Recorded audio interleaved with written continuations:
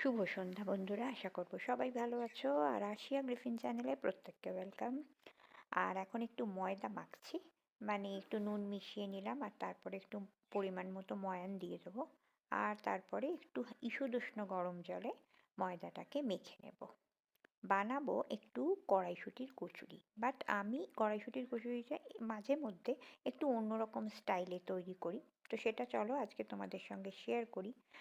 মানে স্টাফিংটা একটু অন্য ধরনের, অন্যরকমভাবে আমি বানানোর চেষ্টা করি। তো চলো সেটাই শেয়ার করি তোমাদের সাথে।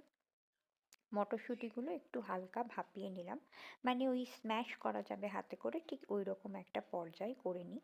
এবার এই মটরশুঁটিটাকে ভালো করে হাতে করে স্ম্যাশ করে নেব। হাতে করে মানে চটকে নেবার পরে এর মধ্যে যেটা মেশাবো সেটা হচ্ছে নুন, ভাজা মশলা যেটা আমি হোমমেড বানিয়ে রাখি, আর যেটা দিয়েছি সেটা হচ্ছে মিষ্টি। এর মধ্যে একটু ধনেপাতাও অ্যাড করেছি, তবে সেটা আমার আর শ্যুট করা হয়নি। যাই হোক, এবার এটাকে হাতে করে একটু মিশিয়ে নিলাম, নিয়ে কড়াইতে পরিমাণ মতো ঘি দেব, তেল নয় কিন্তু ঘি দিয়ে এই পুরটাকে ভালো করে, মানে এইটাকে ভালো করে নাড়াচাড়া করে নেব, মানে একটু ভাজা ভাজা করে নেব।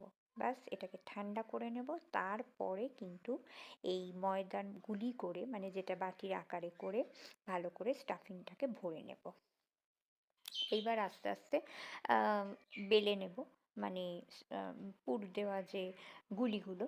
আর অবশ্যই স্টাফিং যে কোনো জিনিস বেলার আগে হাতে করে একটু ভালো করে স্প্রেড করে নিলে ব্যাপারটা, তাহলে পুরটা আর মানে বেরিয়ে আসে না।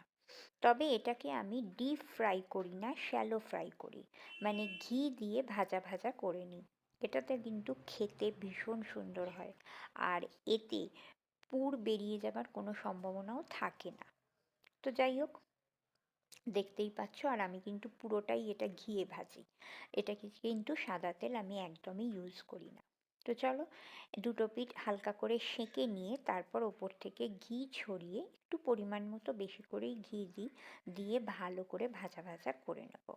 দ্যাটস ইট, আমার কড়াইশুঁটির কচুরি বা মটরশুঁটির কচুরি কিন্তু রেডি। এটাকে যে কোনো কিছুর সঙ্গে সার্ভ করা যায়, তবে আমি আজকে নলেন গুড়, মানে যেটা লিকুইড নলেন গুড়, সেইটার সঙ্গে খাবো। আজকে আর কোনো তরকারি বা আলুর দমের সঙ্গে নয়। তো চলো, গরম গরম রেডি মটরশুঁটির কচুরি, বাড়িতে বানিও, আর অবশ্যই জানিও রেসিপিটা কীরকম লাগলো।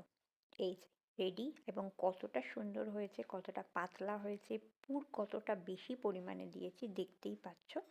তো চলো, আজকের মতো টাটা, আবার নেক্সট ভিডিওয় দেখা হচ্ছে।